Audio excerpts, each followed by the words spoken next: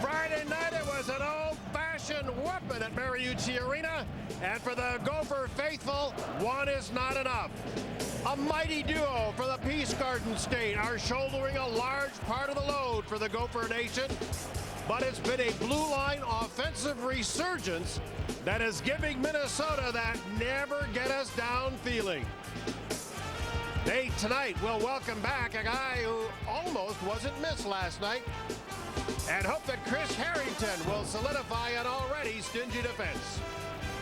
It's the rematch between the number 2 ranked Golden Gophers and number 10 Fighting Sioux, live on FSN North, where the Golden Gophers now finding themselves inching just above Colorado College, and perhaps, might be a long shot, but perhaps first place is in at least their sights. Hi again, everyone. Along with Anthony LaPanta and Doug Woog, I'm Frank Mazzacco. And right now, so many things are going well for the Golden Gophers. The big things, the little things. And Doug, we're going to start with those little things, which make the big things all the more effective. Well, in order to get a chain, you got to have a lot of little links, and that's what's going on here with the Gopher hockey team. They've done a nice job of putting things together with the small things first. They battle, they move the puck, they work for each other. They'll take the hit in front of the net to score a goal, as you see right there, bang, and they're happy for each other, and that's a big thing. That's our take on the little things. We asked Don Lucia to explain what those little things are to him. Well, I think that offensively we're going to the net. You saw some of the goals last night. There's 2 or 3 people pounding away at the rebounds. We scored some goals that way, getting some of those dirty goals, you like to call it. And then in our own end, we're doing a much better job of clearing, boxing out, blocking shots, doing those parts of the game that are so important. Now to the big things. The goals are coming, and the unpredictable part is you don't know where they're coming from. Are they going to come from 5-on-5? Are they going to come from the power play, the big guys, the fourth line? The answer is yes. It's predictable they're going to score. Unpredictable who's going to get them. Because they share the puck so well, they move that biscuit around. And I don't care if it's Geyer to Howe or who it may be. It could be Bluestrom, could be anybody that comes to play. Manelli even last night. Look, oh, what a move this is, folks. You'd think he had 50 goals with that move. And indeed, 2 power play goals for the Golden Gophers, who in the last 15 games have lost only twice. Their goals per game average is approaching 5, and the power play percentage is reaching the stratosphere.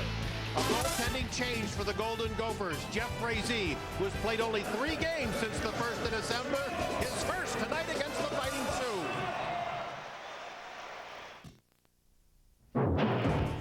Golden Gopher Hockey on FSN North is presented by Northland Ford and your local Northland Ford dealer. By Treasure Island Resort and Casino, located just miles south of Hastings. We're closer than you think. By Menards, save big money at Menards. And by Toyota and your local Toyota dealer, moving you forward.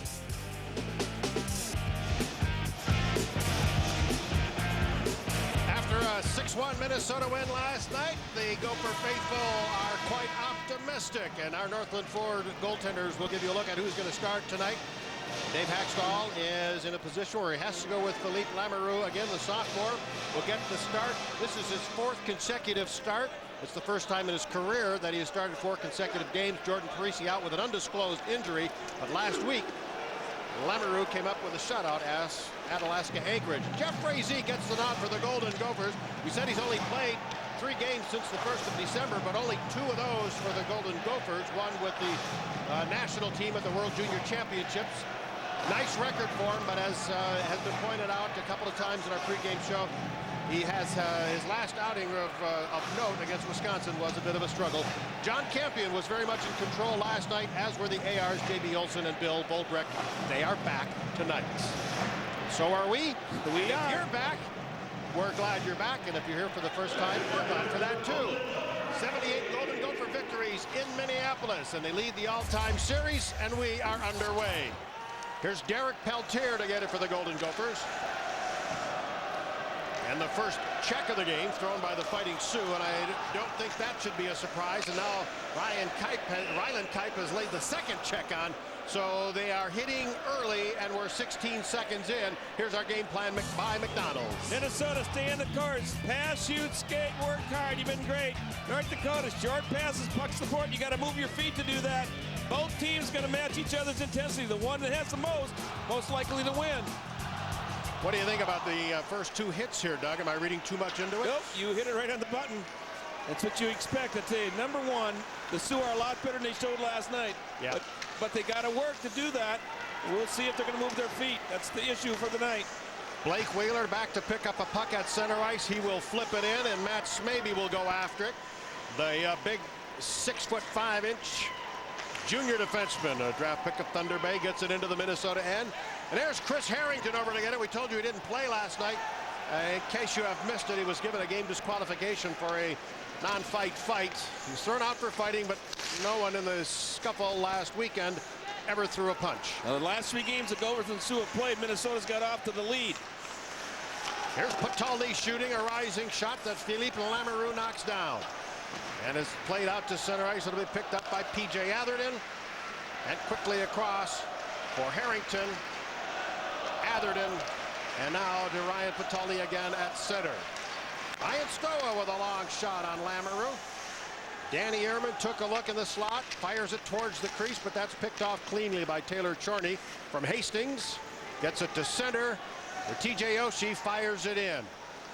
Frazee elects to play it ahead, put Ehrman in a little bit of a bad spot. Now Jonathan Taves is knocked down on a check by Gino Geyer. As Alex Goligoski picks up the puck, he also avoids a check by Porter, and Chris Porter went tumbling in a rather spectacular miss. Well, Chris was not noticeable last night. The forward from Thunder Bay playing the right side tonight where he normally does. Last night he played the left, but he was not very physical. Here's Porter getting an outlet pass to center, and Drew Stafford, who also was not very visible last night, gets one in towards Frazee. He catches it, but I think it was off target. Anyway, Doug, here's a look at the lines. What do you see? Well, I see one that's pretty good staying together. Not much of a switch. The only guy that's really changed here is Sertic, who moved from defense up. I'll tell you, from the other play, you got Stafford playing center here. He switches with OJ, basically. Taves moves from center to the outside. Porter moves from left to right. So, big line with Spirko, Zajac, and Oshie.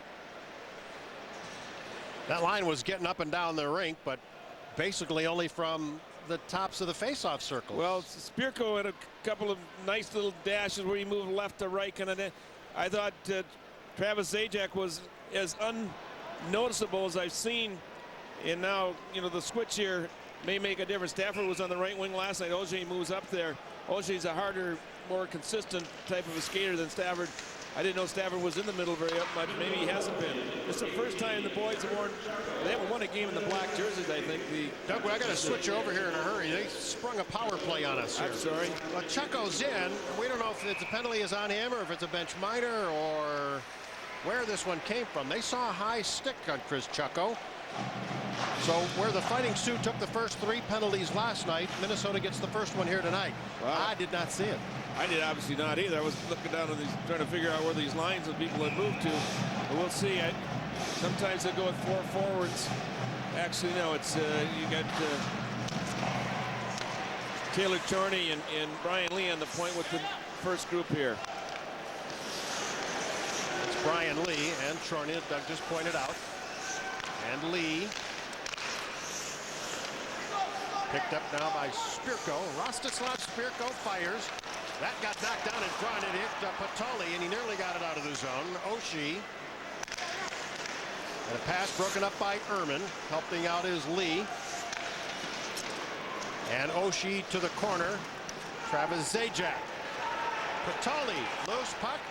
Got it over to Harrington, and he ahead to Ehrman. Checked by Lee. He puts it through the crease, and there's going to be a penalty on Lee for slashing. He doesn't like it. No, he doesn't. Yeah, last night there were the few good sticks that were wielded, and they were right in the hands. And the Sioux paid for them. Champion, I think if you're going to play, you're not going to be able to do it. You can't slash now. North Dakota's got trouble with the power play sometimes because watch what happens in this pass here. It's thrown along the rail. By the time the guy gets it, he's got a gorilla coming after him, and he has to throw it. It's around the rail. You know what? you never catch up. Last night we talked about it being like a pool table. When you got to play the cue ball off the rail, you got a harder time winning. Excellent job of the camera guys. You got to bounce that puck off the board so it comes back out in the open space. You can handle it right away. We'll stay 4-on-4 for another 50 seconds. And that's Evan Kaufman dropping it back for Mike Pinelli, who had those 2 goals last night. His first career 3-point game as well. Both of Mike Pinelli's goals were power play goals. Derek Peltier, a drop pass for Andy Surdich, and he shoots one that may have gone off the elbow of Lamoureux. Kaufman, as he shakes that check from Kyle Radke, puts it up the middle. Peltier, that's broken up by Oshie, and now Taves nearly gave it away to Peltier, and the Fighting Sioux will change their penalty kill. Chucko will be out in about 10 seconds, and then the Gophers will have about a minute of power play. Oh, Crazy may have thrown his stick there. That's a borderline penalty, but the Gophers come away with the puck. Phil Kessel to the North Dakota line, and the Minnesota Golden Gophers are now on the power play. Kicked ahead and brought to center ice by Mike Perpick, and a long shot by Porter is gloved by Frazee, and he leaves it for Alex Goligoski. Goligoski among the hottest Gophers. Kessel gets it in, finds Goligoski. He is turned aside by Smavey. Kessel plays it in, Goligoski helping out, and they couldn't get it in front of Patalny. Ehrman trapped up pretty nicely there by Zach Jones. There was a pretty good battle in front of the net last night between Jones and Ehrman, which Ehrman won. Up the middle, Harrington! Big point-blank shot was knocked down by Lamoureux, but there's no control on the rebound. That Harrington shot couldn't have come from more than 8 feet away. Again, Minnesota does a nice job of moving the puck. Woo, there was a pop. Yeah, Perpick's going to go for interference. Here's Kessel to move it in. Kessel circling, threads it across. Goligoski to pick it up. Kaufman is the extra skater as they have pulled Frazee alone in front. Kessel, and now behind the net. Oh, a big hit. Thrown by Finley, and he might go. A boarding on Finley, and a trip out at center ice. Back-to-back penalties against the Fighting Sioux. And if there was one key that Dave Haxtell said before this game, we have got to stay out of the box. They're not doing it here.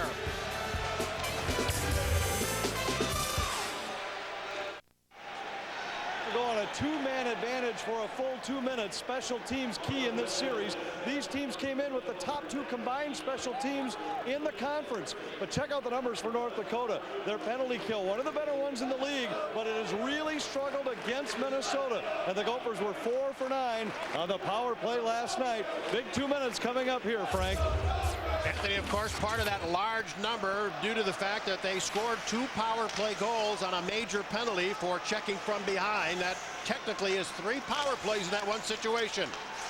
Up the middle for Harrington, rebound! That one, I think, hit Lamoureux. It hit the pipe, Frank. Now, Harrington, Goligoski. Down low, Kessel right in front for Patalny, and he ripples the outside of the net. Kessel, Goligoski. Harrington, Kessel again, and hopped away from him. Watched by Porter.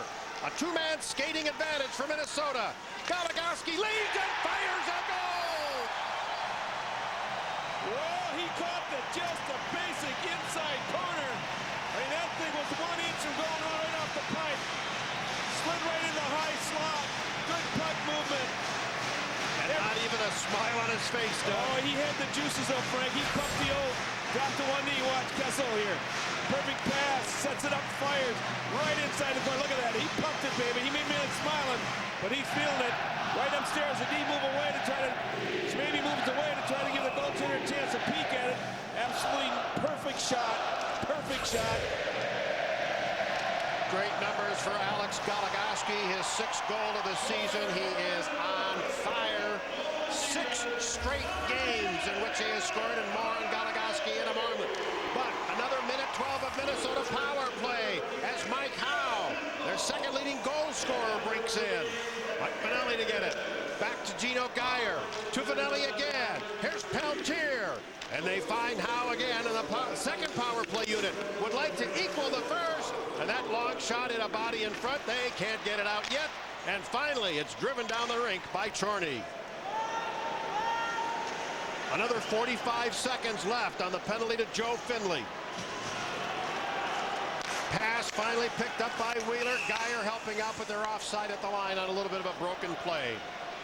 Country Insurance, who's hot? Well, yeah, you could have guessed this one. Coming into tonight, Alex Goligoski with a 22-point season, up 8 points from last year through 23 games. He has now stretched that 5-game point streak to 6. He is 5th in the nation among defensemen in scoring.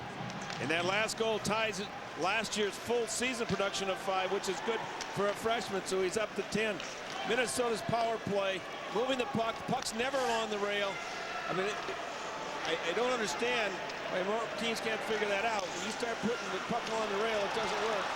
Here's Kessel getting it right in, and Lamoureux, a brilliant save on Erman.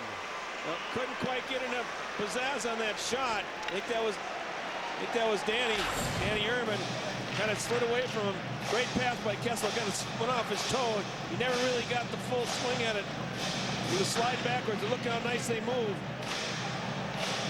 Boy, you know, puck is off the rail. It's being moved. It's being shared, and it's being productive. It's quite artistic. Oh, I mean, it's you draw them up. Look at that draw. Boom. Like how a shot gets deflected, it hits a skate. It'll be brought ahead now by Spirko, who, as he passed, was hit by Geyer. That forces the turnover.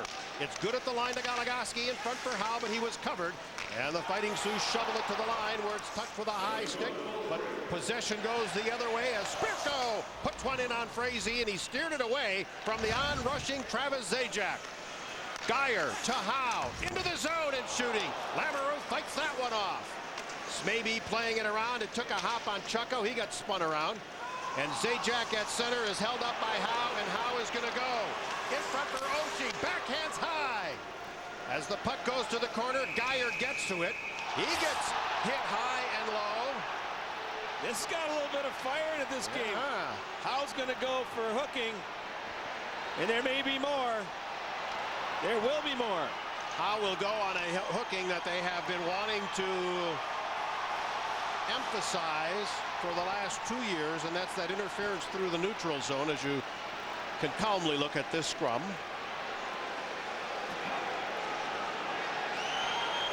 Are we settled? Yes, we are. But Alex Goligoski celebrates his 6th. Toyota, moving forward. Menards News and Notes. Wisconsin with a road victory over Colorado College last night, 4th straight for the Badgers. St. Cloud State jumped on Denver early. They ran Glenn Fisher out of the nets there, and they win in Denver 5-1. So 2 road victories there. A 3rd one by Michigan Tech, who needed an empty net goal in their 2-goal victory over Minnesota Duluth. And Alaska Anchorage losing on the road at Minnesota State, with Travis Morin getting a couple of goals for the Mavericks. Michigan Tech's not going to play at home next year. They're going to play games on the road. Well, where else do they have a winner? Wisconsin. That's right. I knew it was someplace improbable. Well, this is a little thing started on a hook. And that's the other part. Now it's a little bang. Was a whistle blown? That's kind of Minnesota took the objection, figuring that there was a pop there on Geyer after the whistle had blown. I couldn't tell you from here, but that's what being felt. Let's get some roughing penalties, I'm sure, out of that. There's people. Vanelli and Howe so far are off, Doug, for the Golden Gophers. Radke is off, and so is Watkins. You know what? They're conferring in Campions with the badge, and he's getting it from the AR, finding out exactly what he saw, trying to get it right, and which is not a bad thing. Not a bad thing. No, you feel much more confident with a call when it comes after a little conversation like this, as long as they keep it brief, and they are. 2 guys with perhaps the most interest in the outcome of this are these 2. You know, that had as much fur in it as the one with Minnesota in Niagara, but the officiating is taken into, you know, there wasn't any pins going on, but there was an awful lot of. There was some helmets that were missing from the heads that they belonged to. Pardon me. Sorry, Doug. You got me snorting here. The subtle stuff is kind of cool. Extra penalty. Looks like it's going to be on Minnesota's Chucko. Well, Howe should get the initial one. He would have the hooking. And then Number 24, Mike Howe, 2 minutes hooking. Minnesota's number 15, Mike Vanelli, double minor for roughing. And Minnesota's number 18, Chris Checo, double minor for roughing.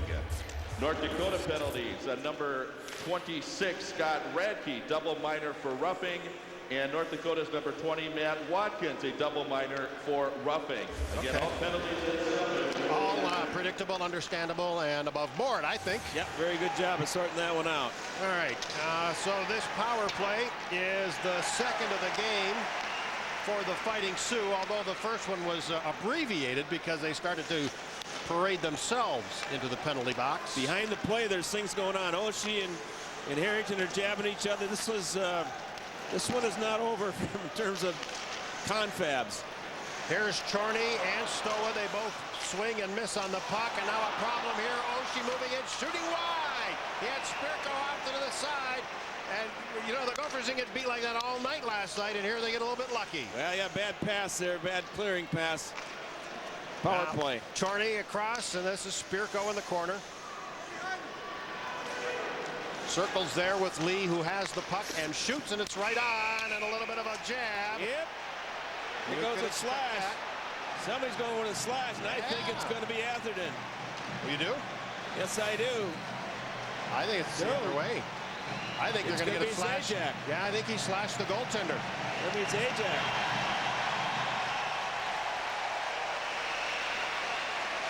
Wow, so this is another penalty, that the power play that gets nullified after about a minute.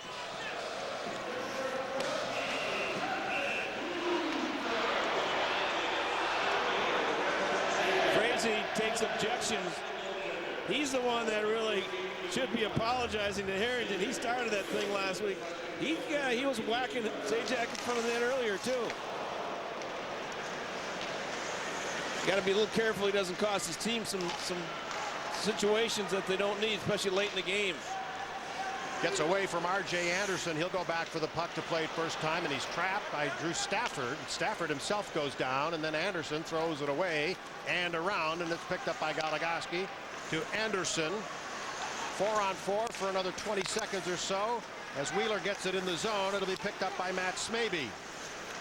Boy, I tell you, taking the penalty like Zajac does just kills you. Down by a goal. Yeah. Get a power play situation, and just tell you, Coach Hacksaw was saying untimely goals against, untimely goals for, not getting enough, and then I would say untimely penalties.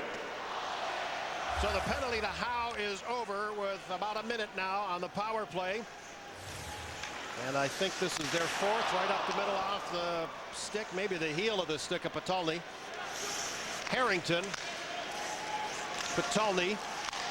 Ooh, just threaded that one through to Goligoski, right in front for Urban, and the deflection goes wide. How he got that puck through there. Now Urban again, and a tip, and again it's high. Kessel to the blue line. Here's Harrington. Down low for Kessel. Look at him thread the needle. And a nice catch there helps out. Long arm. Yeah, here's Harrington. Patulny looking for Urban, and it's kicked away by Perpick. Kessel. Through a screen. Rebound for Urban. And they finally clear it away. Frazee way out, trying to take advantage of a change, but he played it away from Urban. It'll be icing. And with 7 seconds left on the penalty to Zajac, Frazee will be faced with a face-off in his own end. Kessel has a habit once in a while coming across the top of the blue line. He leaves his side there, and it's not very effective because people get caught frozen. See, he walks across the top. Now there's nobody in front. Yeah, you got one guy, but it's not a threat because he's so far out. There's no rebounders. When he's really effective, when he comes to the top of the circle, gives to Urban down low, and he walks in, hits Patulny on the weak sides. Kessel shouldn't be carrying the puck across the top when he has the power play. Serge took what I thought was a little tap. There's going to be a slashing penalty on the Fighting Sioux. And that'll get some dander up here. We said earlier, Frank, he's going to call the slashes. Last night he set it up. And I mean, if you hack somebody across the hands, it's an injury type situation over the goal scoring thing. See what happened? Oh, that was a tap. That was, yeah. And then see, That was a tap. I can't defend it, but that's what he called last night. So maybe you can't do anything. That was so late, there was no penalty on that one. It's going to frustrate the players, though, if John doesn't kind of get a handle on it. John Campion, that is, the referee. 11:03, the slashing penalty on Porter. Game needs a little more up and down flow. Too many penalties. It gets stopped in one end.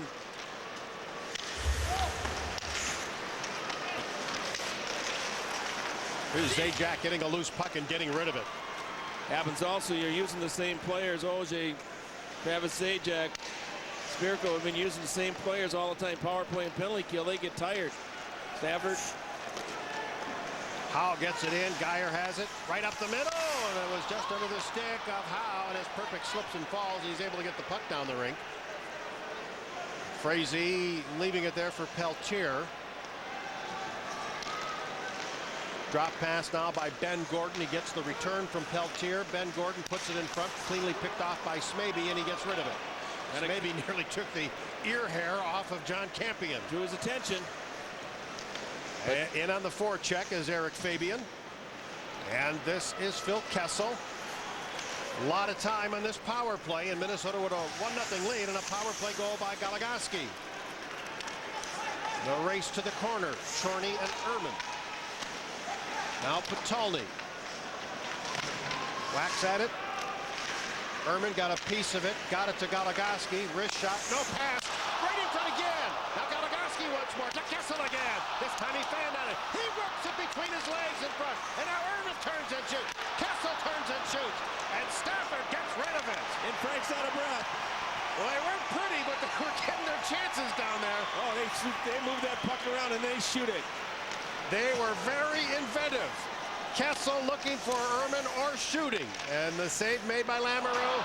And two Gophers maybe a little miscommunicate and no time to communicate, and it's all the way back out. I think Lamorello's, he's going to give the pep talk between periods. It's going to be, don't get any more doggone penalties. Lamoureux had enough of those. This is Harrington, cross rink, Kaufman. It's tangled up somewhere. Maybe it left the rink. We'll take a break. Penalty boxes, are they empty yet? Yes, they finally are. How about that?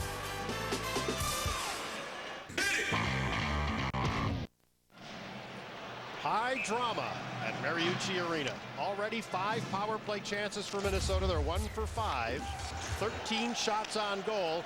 Don't forget last night in the first period they had 17. But this is a different looking Sioux team in that they have brought some emotion with them, perhaps too much. They're taking too many penalties. A hit out at center ice, that one thrown by TJ Oshie. And Lee in his own end ahead to Taves, and Jonathan Taves plays it in. He and Spirko go after the puck in the corner. And Spirko plays it to Lee at the point, who quickly dishes it to Taves, who shoots. And that one had Frazee flinching. I don't think he was saving that one. He was flinching Getting his on ear that one. protected.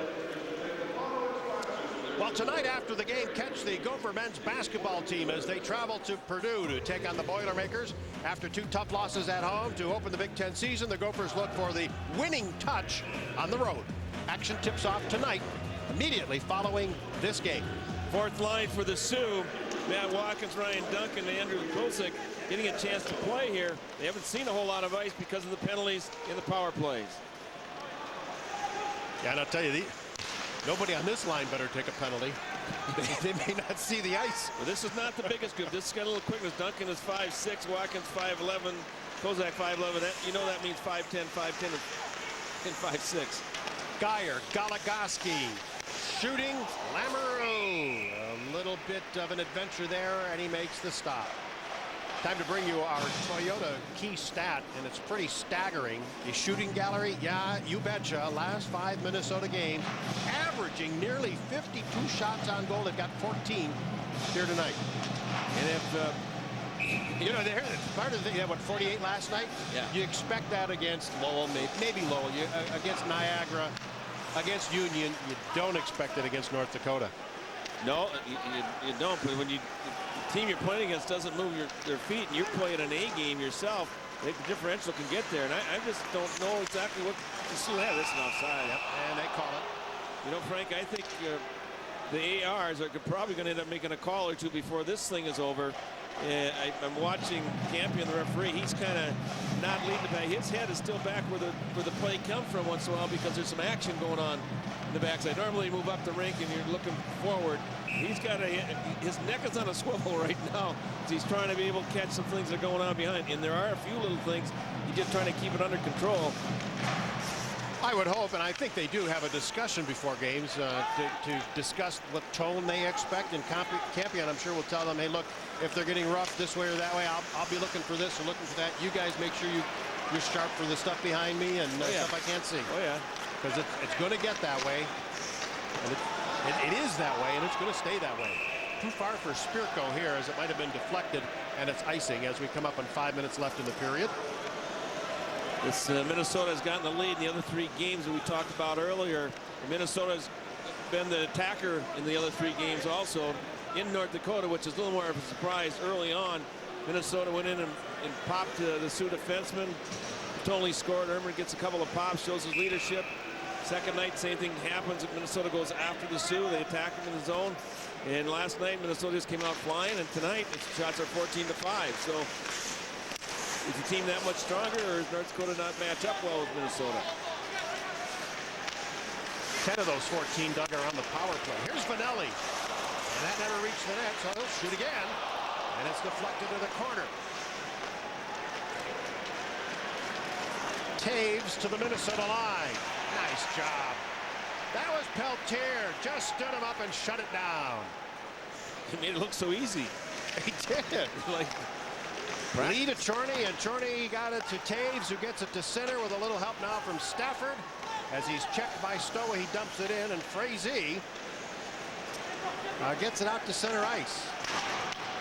He must have one of those odometers to see how many steps he takes tonight, Frazee. He's been doing some wandering. He knows what those face-off circles look like. To the corner it goes, and Anderson couldn't get it to Boostrom. It's picked off. Laid back at the line, and Radke shot. There's a shot picked up and a goal. A quick turnover. Andrew Kozak found a loose puck, and he rifles it high to tie the game. Minnesota did not clear. There's a 1-on-5 coming back into the zone. Nice job of stacking the blue line.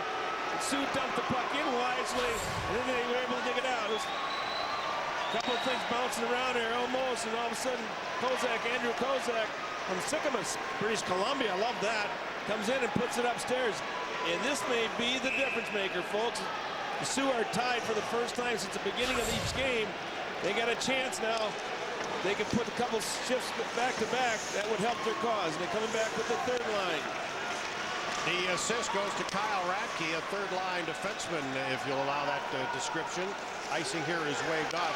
Radke gets the only assist at 15:54. So it was 10 minutes and 1 second exactly since the Minnesota power play goal that North Dakota comes back to tie. There's a hit at the line, and Smaby is going to go for holding. I'm still wondering if I'm seeing this one right. Perfect. Yeah, Perfect is going to go. Well, maybe I didn't see the penalty, but there was another one. 1-1 the score. What we thought was the penalty wasn't. This hit by Smaby is not the call, but to the left. Oh, was that a hold? They call it interference for knocking him down, but they call it a home. All right, yeah. 2 minutes is, I guess. Okay. All right. You know, talking about untimely penalties, that's one right there. Well, when you take as many as they have, it's kind of hard to not have an untimely penalty. But I mean, just got back in the tie. You're going with a four-tech attitude. That's the point of. Good point. Yeah. Here's Stowa, and then it's swept away. Stafford ahead. Porter alone as he brings it in, and now turns back with it a little bit. Stafford, and he'll rag it by throwing it all the way back to center ice in Finley. That was interesting. For Minnesota, all their players came back in to their own zone, top of the circles down in, which you kind of like to see. And all of a sudden they paid for it because the two picked it up, threw it back to their D. Usually it's a good thing because you come up together. You talking on the goal? No, right here when they're coming back on the attack.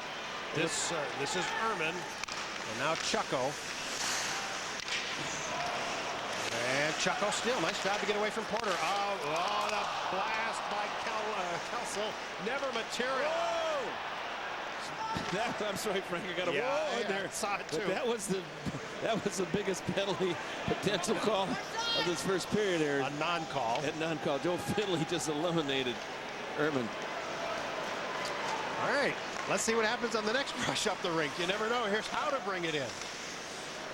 Shut down there by Smaby. It gets away from Chucko. Now Matt Watkins. And from center, he floats one towards Frazee. Anelli with a hit in the corner. And the reaction you hear is from those people in the stands wearing green.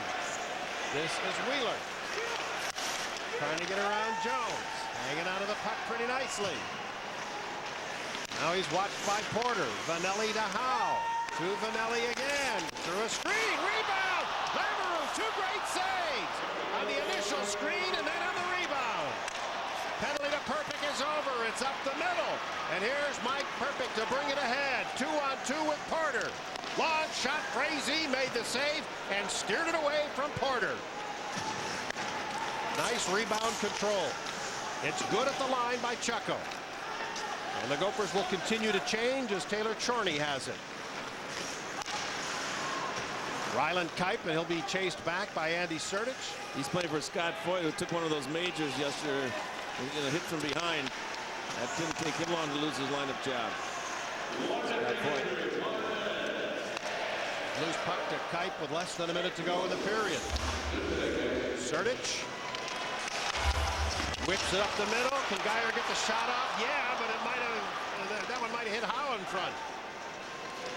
Kozak, who's just tied this game, throws it in. Now he pursues Harrington. Took a long run at Harrington. If Chris had taken that hit, there'd have been a charge. Now wait a minute. There's a penalty. There's a holding the stick call somewhere back out at center ice. We're getting all of them. We're getting every penalty that's in the book right now. Got the hooks, got the holes, got the traps, got interference, got the holding the stick. Folks, be sure to stay with us at the intermission for the McDonald's intermission interview. Justin Boostrom will go off for holding the stick. This is a game that needs to be in high definition. We need the wide screen so you can see all these penalties. Where are they all coming from? Well, when you've been beaten 3 times by the same club, things happen chemistry-wise. You got to put your chin forward. You got to get your chest out a little bit. And the team that has the winning, they can maybe cruise a little too much, get a little too soft. Spirko playing it ahead, got it in. Zajac back to the point for Lee. Across to Spirko. Back to Lee. Zajac is posted out front. This is Taves. Now Oshie. And they're jammed up behind the net. And so are 3 Golden Gophers back there. Oshie trying to get it loose as the period comes to an end. Well, Minnesota really dominated the first period last night. Only had a 1-0 lead. Here, not quite so much domination, and they're tied at 1. Well, we're seeing a thing about refereeing in the first period. I think there must be a crew in here trying to evaluate all kinds of penalties because we're getting everyone that's possible in the book to be called. And I think the reason I bring that out, it has changed the flow of the game. You know, Minnesota's dominating with the better shots in the power play. They moved the puck a little better, but the Sioux came back, scored a goal, and now we may have a type of Sioux team that we'll see that's more realistic than what they really have to give. If the Sioux don't come back in the second period, I'd be surprised. Good point. All right. We'll take a little bit of a breather. Seems like we've needed one after each period in this series so far. To help us out will be Anthony LaPanta. 1-1 tie after 1. Welcome back to Mariucci Arena. It's time for our McDonald's intermission interview. We're joined by North Dakota freshman TJ Oshie. Another night where Minnesota seemed to get the better of things in the first period, yet tonight you're out 1-1. Yeah, we are. We came back and tied it up, but you know, I think we're letting ourselves down a little bit on all our penalties we're taking. A lot of stupid penalties, and you know, I think if we keep those out of there, you know, I think we can control this hockey game. Last night, that was really the story. Shorthanded for much of the first 2 periods. How much of it was addressed, the need to play it differently here tonight? Oh, it was addressed a lot. gosh, you know, we were on the penalty kill, I believe, 14 of the first 23 minutes or something like that last night. So, you know, we're shooting ourselves in the foot when we do that, and we want to come out here and do something different. No question that this team had more jump tonight. The emotion was very different for North Dakota. Yeah, well, you know, I think we kind of embarrassed ourselves a little bit last night, and didn't play hockey, didn't play the way we know how. And tonight we want to come out and do that, and I think we did that. Thanks, TJ. Thank you. Freshman TJ Oshie, he and the Sioux tied 1-1 after one. Stay with us. More on our first intermission in a moment. 1-1 after one. Welcome back to Mariucci Arena. Much different first period tonight than we saw last night as the Gophers go for the sweep. Well, there's news surrounding North Dakota that has to do with the postseason. The University of North Dakota will be a host for a regional site, but now the NCAA has decided to put off their decision on banning American Indian nicknames until April 27th. What that means is that if North Dakota reaches the postseason, they can wear their Fighting Sioux jersey in the playoffs. There was talk they may have to wear just generic North Dakota jerseys. That may be next year. Stay with us. Frank and Doug are back with highlights in a moment.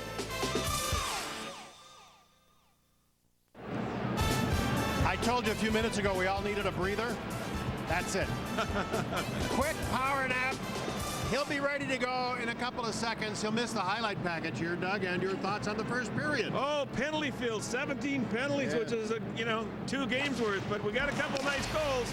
Kessel will make a nice play in the power play. Get it over to Goligoski. He'll get his 6th goal in the upper corners. Maybe try to clear away, give him a good view. But I'll tell you, Gophers get off 1-0. Now, the turnover by the Gophers, a rare one for this weekend. Andrew Kozak will put it upstairs, no doubt. Great shot. Jeep stats through 20 minutes of play will show you some of the numbers Doug was talking about. 10 penalties called against the Fighting Sioux, 7 against Minnesota. But look at the shots on goal again. Big edge for Minnesota, 17-8, and only 2 scoring chances for the Fighting Sioux. However, they will be taking a power play, their 3rd to the beginning of the 2nd period. Back in a moment.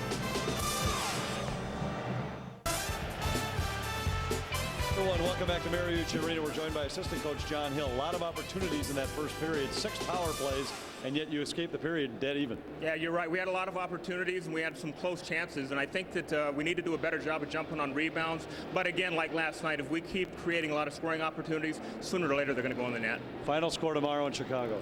Bears 20, Panthers 16. Very nice. Thanks, John. Thank you.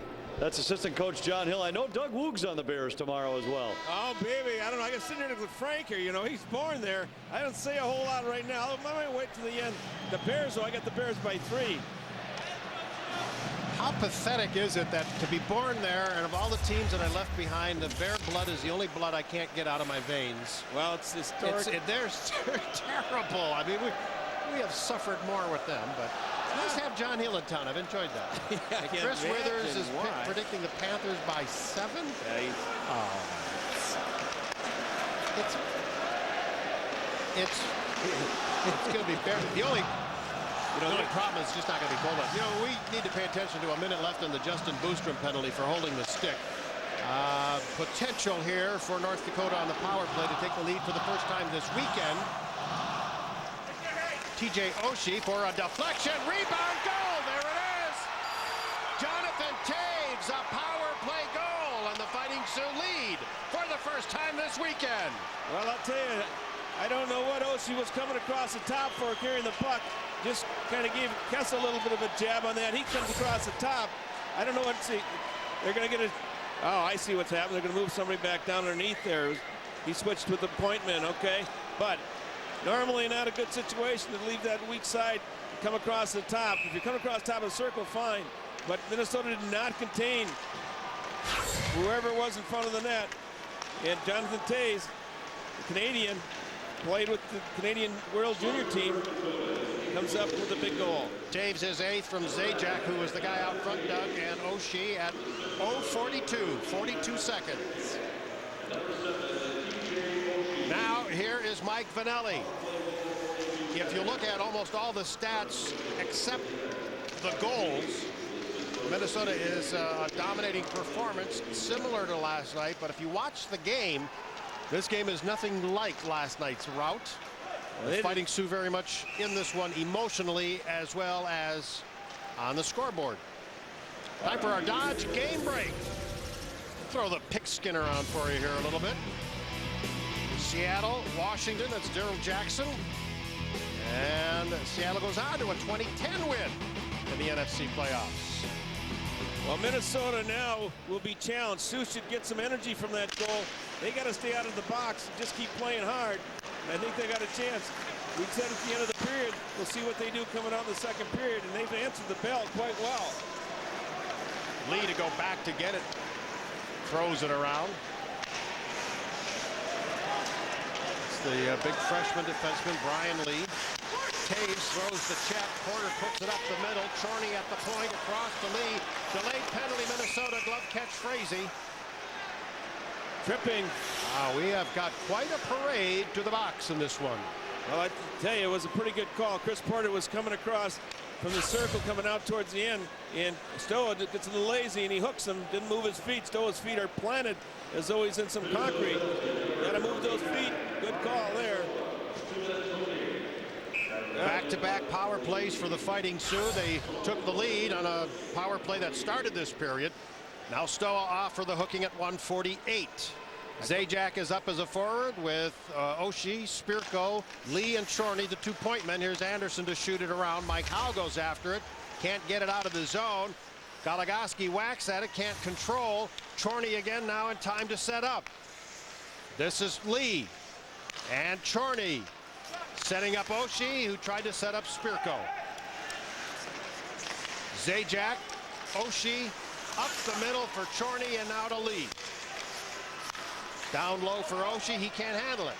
Goligoski threw him right off the puck. Nice play by Goligoski. Geyer battles to get it to center. It's poked ahead by Howe. Pretty effective by Goligoski and Geyer. They're off. Fresh penalty killers are on. Spirko brings it in. And that's Andy Sertich looking him in the eyes.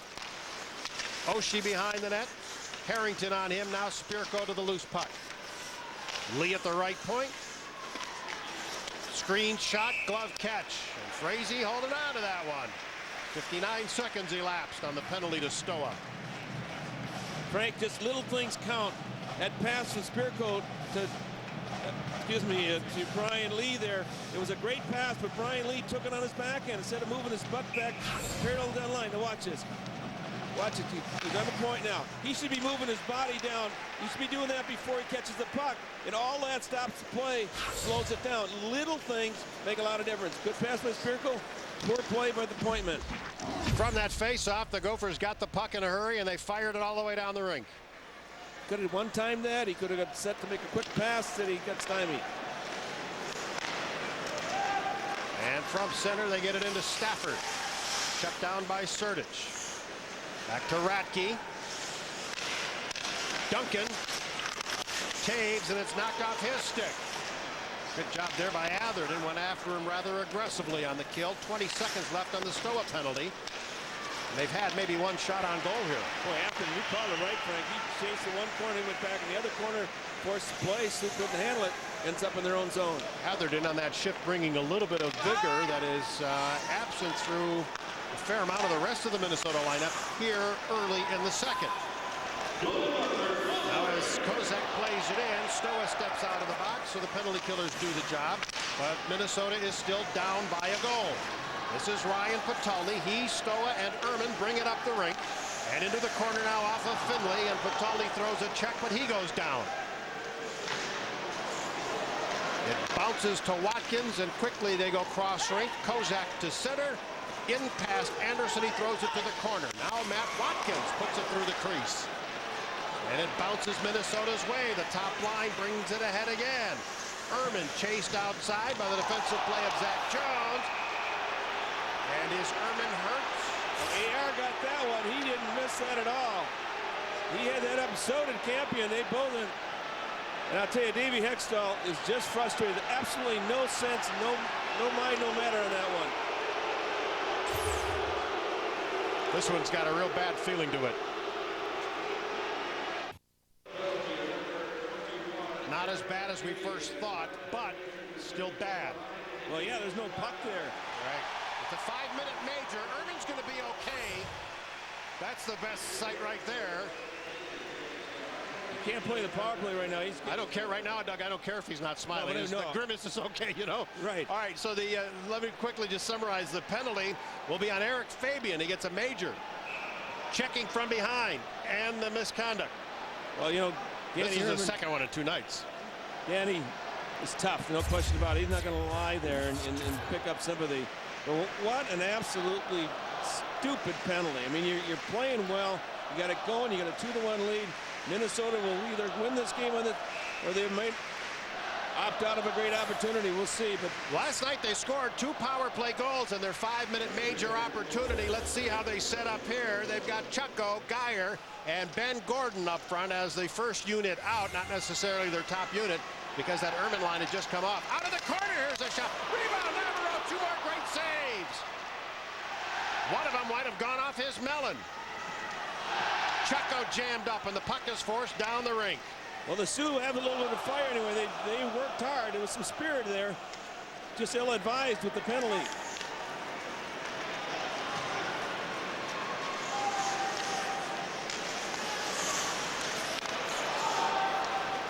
Here's Peltier. Peltier again. Gordon. Peltier. Down low. Nice move by Geyer, but it won't go. Big rebound. Vanelli shooting. And that was right into perfect midsection. And Vanelli took a punch from Smaby. And Smaby at least is going to go. And we are in the midst of a Donnybrook here, folks. Reminds me of a 90s game or a 80s game or a 70s game. Certainly. Look at. Well, Vanelli's going to go. He received more than he dished out, but that may be immaterial. Maybe through the first pop on him. We'll just see if they're coincidental. Coach Axtell told me before the game he thought his team was immature in their way they played last night. He showed a little more of it today. There, look at that scrum there. Vanelli comes in. All right, these will be coincidentals. That's probably the right call. Actually, they're also 2 minutes under roughing each. 4 minutes left of the major penalty. Harrington. That's center now. Kessel. Nice play at the line. Barely kept it good. Trying to dart away. Great pass. Shot at a goal. What a great pass. I'll tell you, that was Chris Harrington, folks. He's wearing number 3, and yes, he is a defenseman. But what a play by Mr. Kessel. Oh, what a fire. And you know what? The Sioux played it aggressively. They came out to the blue line and tried to harass. It was Matt Watkins, trying to work it hard. There he is. He's working, he's pressuring. But Kessel with the great vision gets the seam all alone. Weak side help was not available for the Sioux, and it should have been. When you attack on the strong side, you got to have some weak side help. Chris Porter did not get downtime. And Harrington, welcome back, Chris. Nice play. Good call there, Doug. What a wonderful play by Kessel, not only at the blue line to keep the play onside, had to do a little dance, got himself free as he got Watkins to back off, and then fired a bullet pass. Now the puck is taken away by Zajac. Took it away from Kessel, and he throws it down the rink. Still more than 3 minutes on the major penalty to Fabian. Gophers have tied the game at 2. Can they take the lead? Erman back from the hit, brings it in. Goligoski, good at the line to Harrington. Down low, right in front, and Lamoureux reaching up with the glove catch. Well, the Gophers had a major power play last night with a penalty on checking from behind to Scott Boyd. They capitalized twice. Patolny getting his 19th goal of the year, and then Mike Vanelli. Is this the move? Yeah, it is. Wow. Those were the 2 they got with that 5-minute manpower advantage. We got 4 sets of uniforms, Frank. The green the Sioux wore last night are in some package. The white, the Gophers, are in some laundry bag for Harry Broadfoot. Up the middle, Peltier, and it was rejected by Chorney. Peltier can't get it to Gordon, and it's thrown down the rink by Finley. Frazee leaves it for Howe, and Porter on him in a hurry. Peltier. And the power play led by Gordon comes in. It came out, and then it's back in by Wheeler offside. Well, I tell you, the Sioux are battling. It's no question. They just got to get some of their aggression put into control, because they are in the ball game. A totally different effort tonight by the Sioux than we saw last night in terms of energy. Now they got to get the brainwaves working just a little bit better. Minnesota competing hard.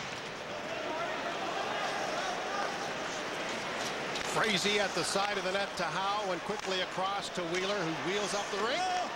Plowed right into Perpick. This is Geyer up the middle for Peltier. Howe has it. Wheeler stunned. He's bent over. Wow, he was stunned in that collision with Perpick, and the puck leaves the rink and right over Wheeler's head at the box there. Well, Perpick is not a friendly sort when he gets on the rink. 290 penalties, 190, that's in minutes, not numbers. 119 penalties coming in. So he's had a few. Here it is, right across. You cut across. Oh, was that knee contact there? Yeah, he did try to get up. Okay, when you cut across the middle of the field, there's somebody waiting for you. He's going to the dressing room right now to be looked at.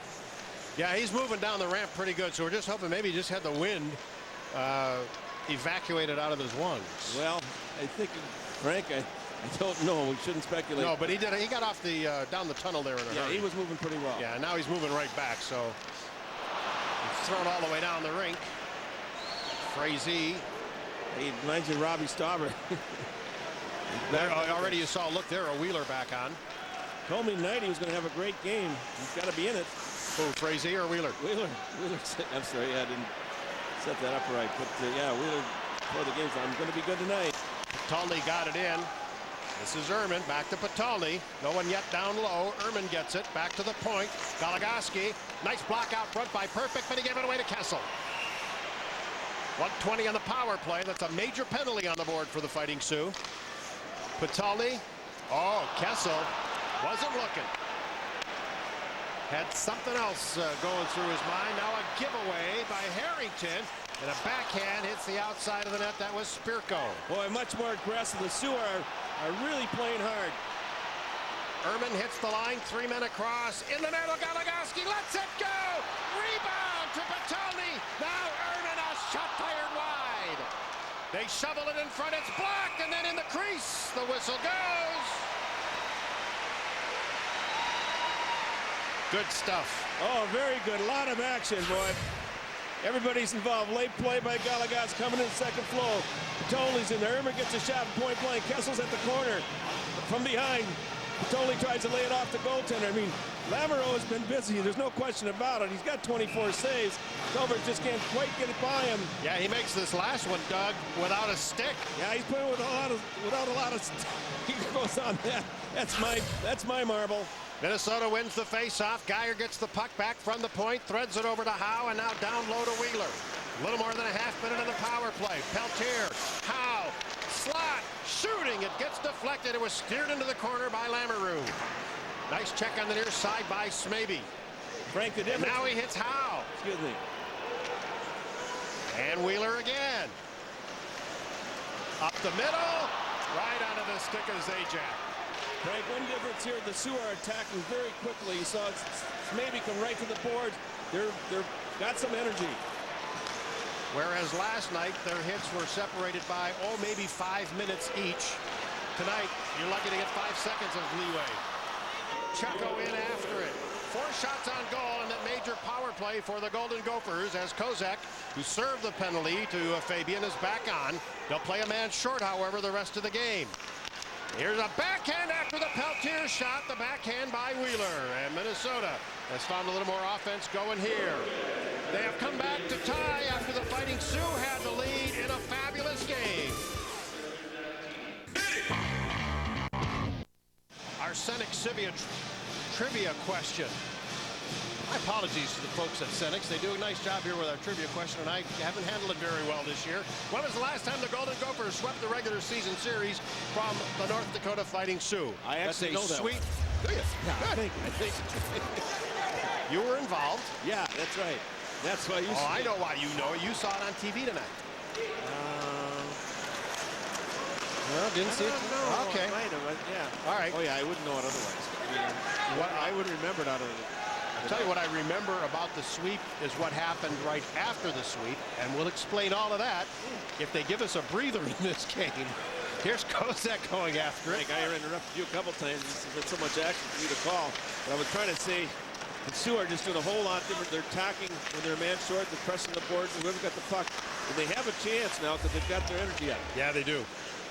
Much more involved in this game in a positive way. Someone has a severed stick. Kozak.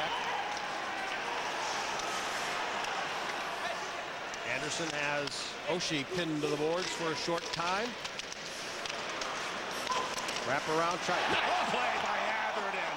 Oh, did he give Oshie the sit down? Oshie had a notion to come in front of the net and get cute and get a little pass from behind, but Atherton saw it otherwise. Was there interference on this by any chance? No, he blew him out of it because the puck was right there. But it was, watch this, puck is right here. Oh, yeah, yeah. He's got it, see? Absolutely. Oh, he's looking down to find it. It's in his feet. but look at Oshie. He doesn't, you know, the smart thing, Oshie doesn't come up swinging. He takes his lumps. I think he's a dog after a bone every shift. I love the way he plays. That's Oshie. And I love the way Atherton plays. In this series so far, the Fighting Sioux with 40 shots on goal. The Gophers 41 power play shots on goal. Oh my goodness. One thing that happened this last shift, Minnesota stayed in their own end. That was the fear the Gophers would have if they get some pressure. Would they be able to come out of the zone? Well, they didn't prove very well that last shift. How about that last breakout, Doug? Kessel caught that puck coming back into the zone and still wheeled to get it out of there. Now, they didn't penetrate the North Dakota end. There'll be a penalty out at center ice for a hook. Gee. Obstruction hooking. It's a North Dakota penalty. Tomorrow, ACC Sunday Night Hoops takes center stage when the Wake Forest Demon Deacons look to upset 23rd ranked Maryland in a conference showdown. Coverage begins tomorrow night, 6:30 Central, here on FSN North. Well, the penalized player is Ryland Kite. Ryland Kite is scoreless for the year. He's got 2 assists. And Coach Haxtell won't find much pleasure in that penalty either. When you're out there as a third or fourth liner, he's playing on the third line with Fabian and Perfect, but basically it's a third or fourth line, not much differential there. And you just can't have penalties on your non-scoring people, by your non-scoring people. Officially, this is Minnesota's 9th power play opportunity. They had 10 last night. Herman gets loose. Whoops, threw it right up the middle where no one was. Now that would not have happened last year. Jones is back there, which may be on the point. Erman would not have been able to come out of behind the net against those big guys like Green and Jones and some of those big timbers they had. Boy, Goligoski was in a bad spot there, but handled it well. Brought back in by Drew Stafford. Off his stick, and now taken away by the Gophers and brought to center. Minnesota with the power play, not looking like it yet. And Kessel throws it behind Potulny. And 2 Fighting Sioux right on top of him. Kessel jammed up in the corner by Smaby. Chorney can't get rid of it. Perfect does by going airborne. All 4 Sioux got involved. Chorney got involved. Smaby, Stafford, and Perfect. They all got a piece of that action, and they worked together to get it out of the zone. Funny in this game what happens when your time and space is taken away. Oh, you got it right in the bucket, Frank. Exactly.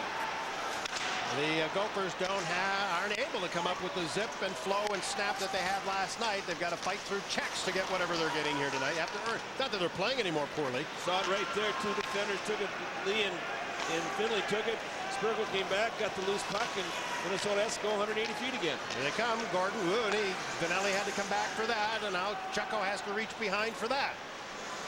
He and Lee in the corner. And as Chucko goes down, he grabbed Lee's stick for a nanosecond. A block at the line by Peltier. Does that mean this is a high-tech game? Sure. Have they got these composite sticks now? Have you heard of them? Yeah, I've heard it. Ooh, Chucko, did he get clobbered by Radke? Penalty is over. Stoa puts it in the middle, and Lamoureux covers. 2 goals in the first, 2 goals in the second. We're tied at 2 apiece. Senex trivia question. When was the last time the Gophers swept the regular season? 4 games from the Fighting Sioux. Doug, you are absolutely right. You see, he said it while we were in our commercial break. 1991-92 outscored North Dakota 27-8. The third to the last game of that series was the week before the playoffs. You beat North Dakota 10-1. And then the very next weekend, met them in the playoffs at the old Mariucci, and they beat you the first game. And boy, was the underwear bunched up after that night. But did we prevail? Yes, you did. Yes, we did. Came back and won the next 2. But, you know, that was the early days, Doug, when the games were just, here's Wheeler, up the middle, Geyer, and he shot it into Lamoureux. 1992 was only about the 4th year that it was going to St. Paul for the tournament. In. Nice save by Lamoureux. And at that time, those tickets weren't an automatic sell. Oh, no. There was a lot of pressure on Minnesota to get there. That's why I was talking about the shorts getting bunched up there a little bit. I'll tell you what, I felt that pressure a few years because we were kind of carrying the WCHA load. Yes. This is Zajac shooting. It's up in the air, and Lamoureux watches it come down.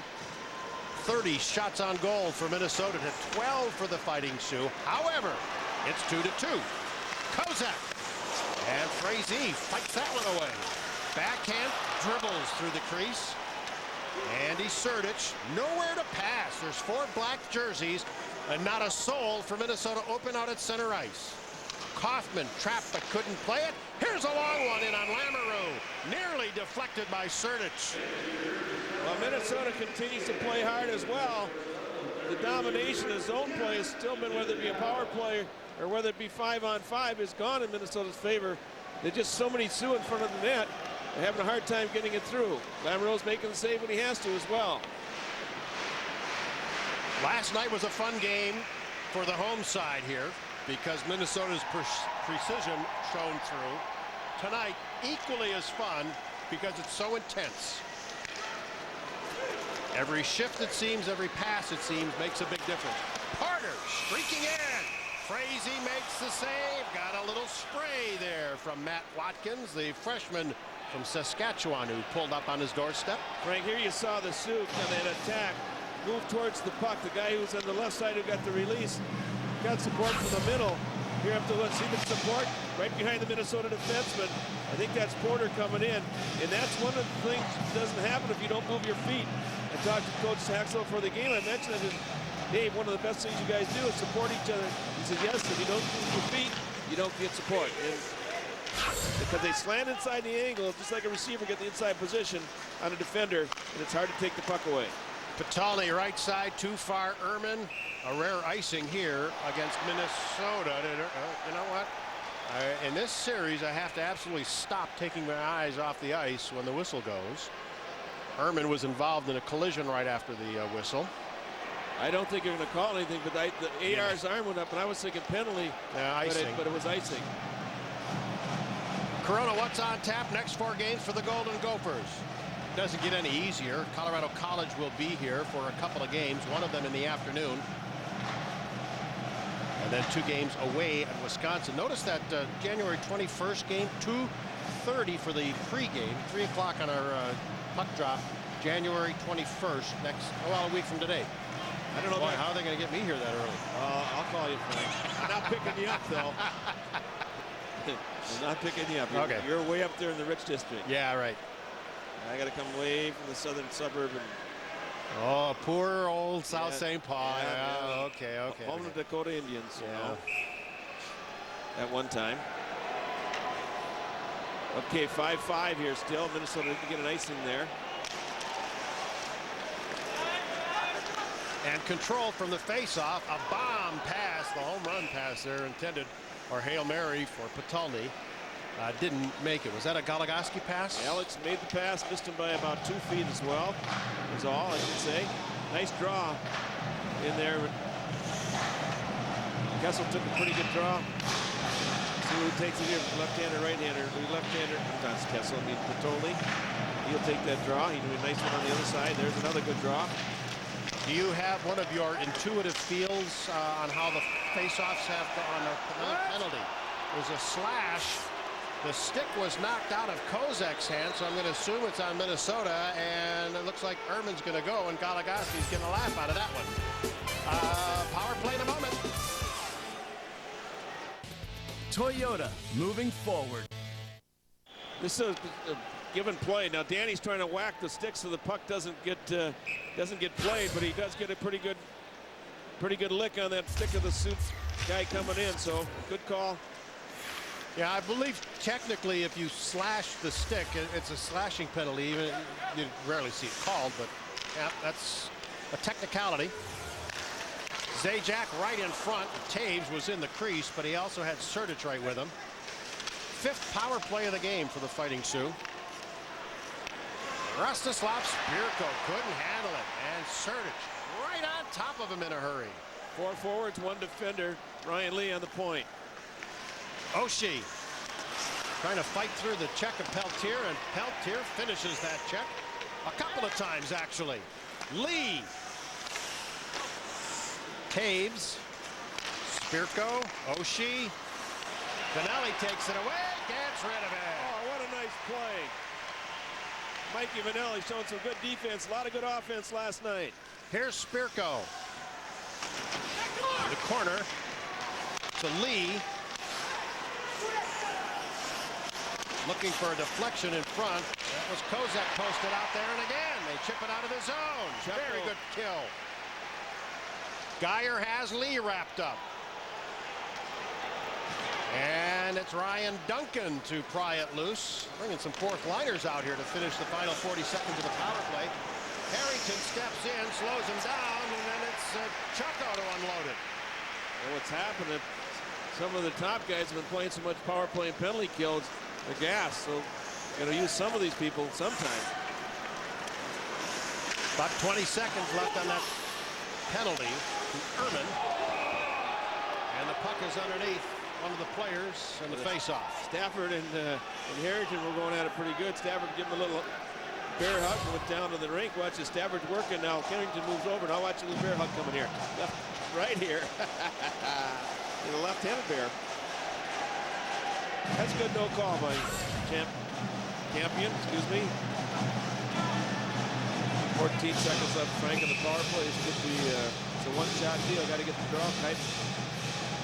See if he can do it. Here's Chorney. Stafford. Kite playing it back. Mike Perpick. And Porter.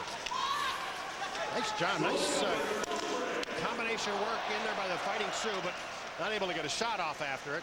Now out of the box, Ehrman all the way across the rink, and he ties up Ratke. And then Harrington comes barging in there, and we get a whistle, and Harrington is outnumbered badly 1-on-3. You know, the thing with the fighting that was called the other night, the next game, I think it goes to 2. 2 games, yeah. So it's progressive. You get the first one, it's not such a good deal. I don't think he's going to go here, but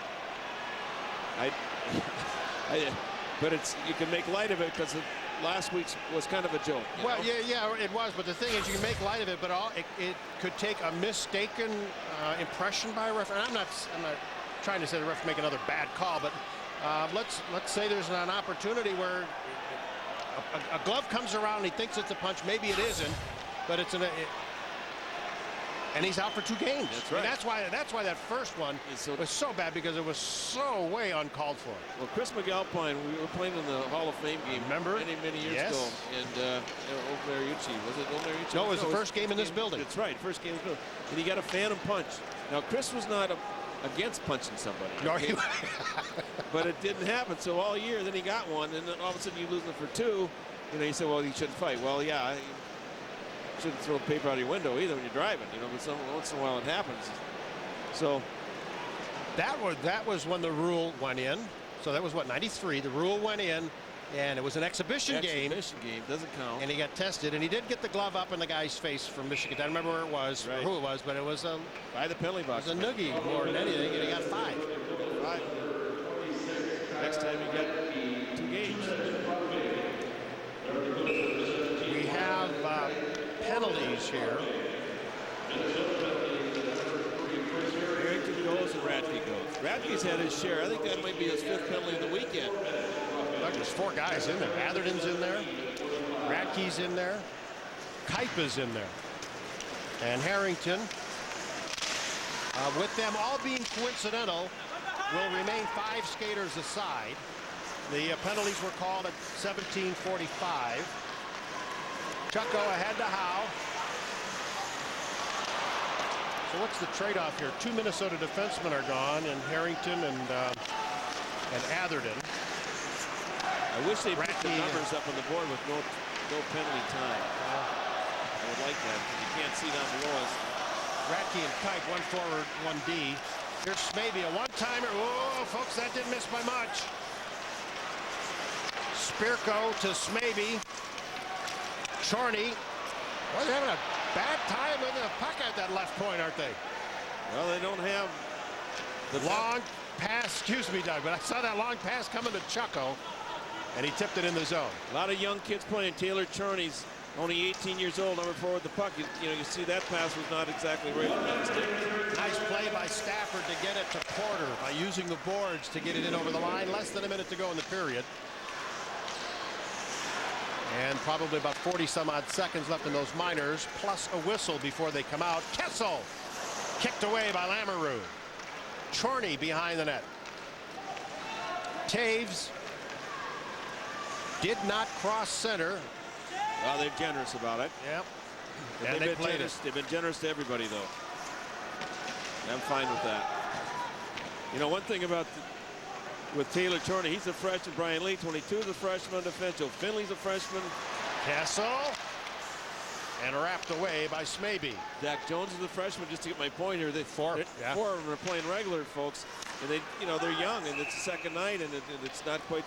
It isn't quite there yet. Let's not only talk about second night in a moment here, Doug, but second half as well. Coming up, McDonald's intermission interview. Be sure to stay with us for that. Anthony LaPanta will be at the benches. Second half of the season, Doug. You have a young freshman defense. Freshmen tend to fatigue second half here. The weariness. How about the World Junior factor? Yeah. We haven't talked about that. I'm not so sure that they'll play as well the second half as they did before they left. I've seen that happen too many times. Without a break, mental or physical, they have to jump right back into this competition with pressure. And with pressure. Yeah, with these teams having sent a combined 7 players, I think one sigh of relief for everybody in the league is that they all came back, apparently, at least no reported injuries. So, I mean, that's always an issue, too, because of the intensity up there. Sometimes guys get banged around. Well, a horse apiece in the first period, another horse apiece in the second period. We're 2-2 here. Pretty entertaining. And which horse is going to win? I don't know. Team that scores the most. Next. Well, I'd go along with that, but this game changed. What really changed about it was the Sioux decided to have some energy. Not saying that they're playing great, but they're playing a lot harder. They're getting more chances. They're defending a lot quicker. It's been a much better chance. And I know what Frazee has to say about it. I don't know either. But, he'd be better served to go right where the rest of the guys are going. Get in the herd. The classic. Let's you and him fight, Jeff Frazee said. We'll call in Anthony LaPanta to do our intermission battles. Hey, Doug Steele, we're going to learn the words to Woe Canada in a moment. 2-2 between the Gophers and the Sioux after 2. That's just a part of the story. The real story is it's Saturday night, and it's time for Doug's deal.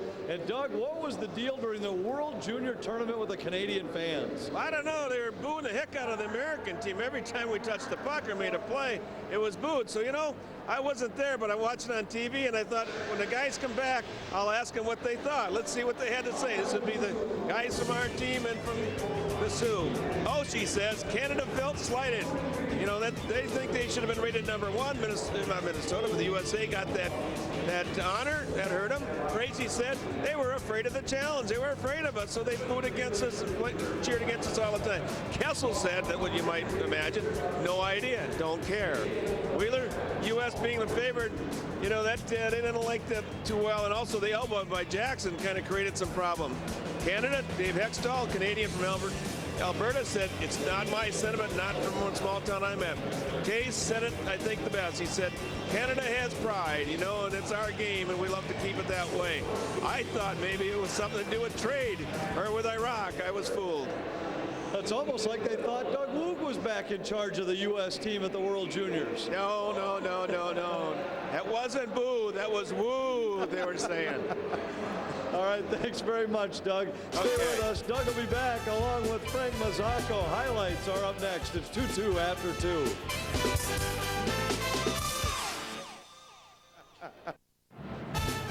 24 hours ago, the Golden Gophers had a dominating 4-goal lead after 2 periods. Much tighter here today. Obviously 2-2 the score, but when I'm talking about much tighter, there's far less room on the ice, and you're paying the price every time you come near the puck tonight. Oh, wow. You know, the Sioux finally got their first lead of the weekend. They got up 2-1 on Tave's goal, which got them, I think, a little more energy as well. They felt now they had a chance. Minnesota scored first in this game, but the Fighting Sioux rallied a couple of times. They would take a lead in the second period. Well, Jonathan Taves will end up getting the goal. He's number 9, circling behind the net. He'll come back into play. Look at Zajac make the play. There's Taves with the rebound. Zajac. Now Minnesota comes back. That's Kessel, throws the puck over on the power play, gets over the line.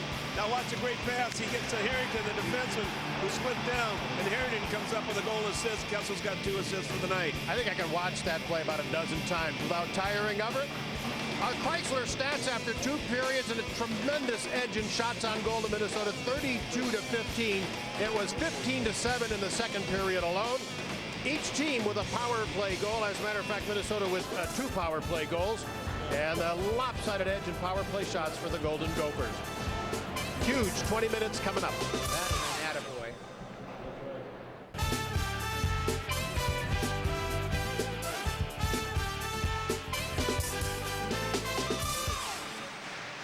Back at Mariucci Arena, thanks very much for joining us with Anthony LaPanta and Doug Woog. I'm Frank Mazzacco. We will go just outside the dressing room. Mike Gensel standing by with Anthony LaPanta. Thanks, Frank. Mike, a huge 20 minutes coming up here. 20 minutes that could dictate what happens the rest of the way this season for Minnesota. Yeah, there's no question on that. I mean, we've got to be a good home ice team. We talked about that 2 weeks ago. You know, you got to step up against the top-end teams in the WCHA if you want to make a move for the top. And this will be a big 20 minutes for our guys to dictate what kind of season they're going to have the second half. Thanks very much, Mike. Okay, thanks. And guys, maybe a 20 minutes that could dictate for North Dakota whether or not they have a shot to join that upper echelon of teams in the WCHA. Yeah, exactly, Anthony. We talked a little bit about how this could be a pivotal weekend for them, as a month ago was for Minnesota up there. At the end of the period, a little bump there, Smavey and Frazee, and there was an oh yeah there. And Smavey turned and almost looked as if he was saying, a flea hit me. What? Well, did you see the look on the sneer on his face? Well, Mr. Frazee's he's not cut very well yet. So I think he'd just stay away from maybe for a while, for at least another 20 years. He's kind of an agitator, not maybe, but Frazee. You see anything different happening, strategy, emotion here in this period? I think the Sioux are going to just come. He's going to keep coming. It's going to be an attack mode. They have to come to basically salvage the weekend. Yeah, they didn't do well when they didn't move their feet. So they got to move their feet. And in order to do that, attack is the best mode. If they don't win this period, if they don't play well and outscore Minnesota in this period, the first 2 periods are for naught. And they will have come out of here with 0 points. This is going to be an interesting. I think both teams have been told, don't get a dumb one if you can possibly, watch that, because power play now becomes pretty critical. Well, with all the penalties called, it's been tightly called. It may be difficult to avoid a dumb penalty because little collisions sometimes lead to them. Here's Porter as he brings it in, and Goligoski turned him aside for a while. Jonathan Taves throws it around. Drew Stafford in the corner. Met once by Patulny. Met twice by Patulny. And finally skates past Patulny. Now he's engaged by Goligoski, who goes down. There's a Gopher player who's missing a stick. A backhand by Stafford. That was a tough save by Frazee. In a little bit of a fire drill down there. Nice job back behind the net, too, by Stafford to really maintain possession and create all this havoc.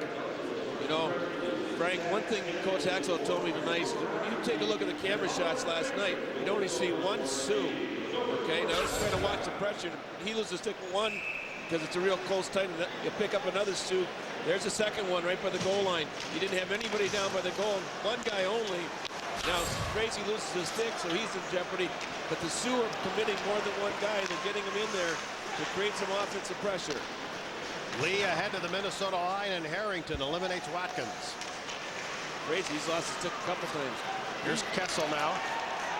Leads the rush, dishes left. Gordon winds and fires. Lamoureux makes the stop. And now bringing it up. That was Chorney. Gordon sweeps it ahead, gets a little help.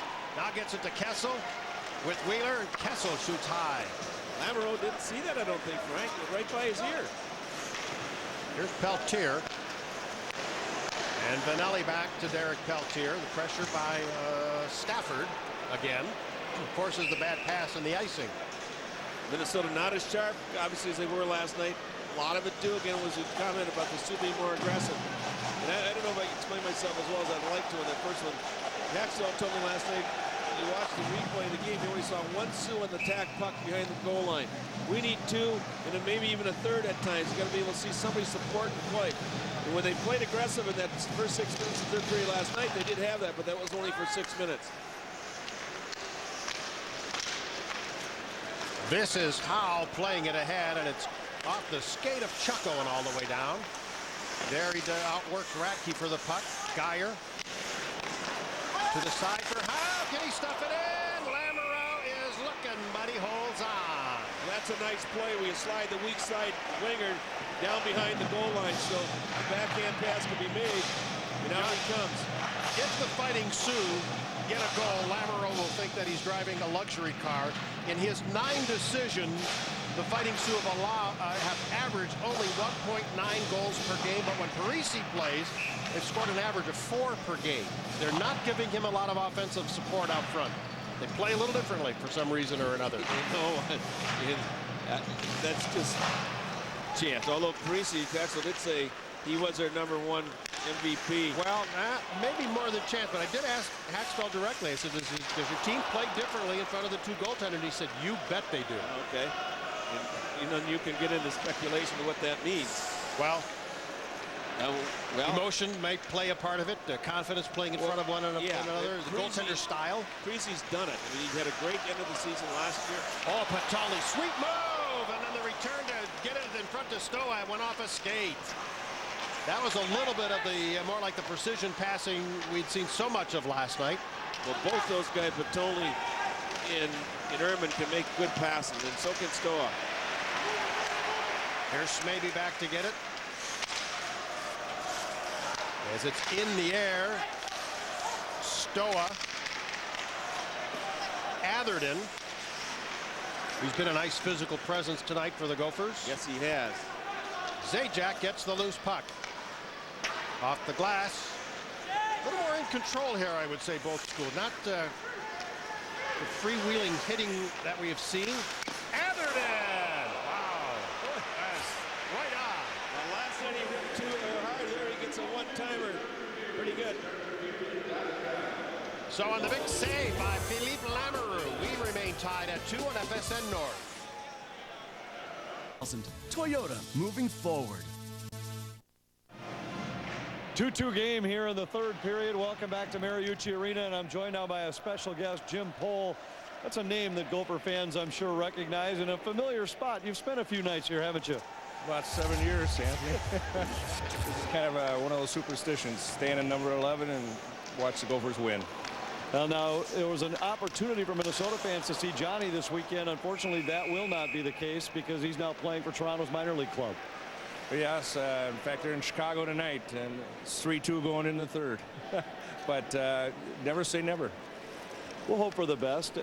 Now, a big event coming up this week. High school hockey night on FSN North. Mays makes a visit to Red Wing, and that should be an exciting night. Yes, it is. Our whole community is very excited about it. I know the kids are excited about it, and anytime that we can have special people like you and the crew down, it's really really a special treat. Well, we're looking forward to a developing rivalry between Red Wing and Shakopee. Thanks very much. Well, we'll be looking for you down there on Tuesday night, Anthony. I'll be there. Guys, back to you. Anthony, thanks very much for tracking him down. Great man, great guy.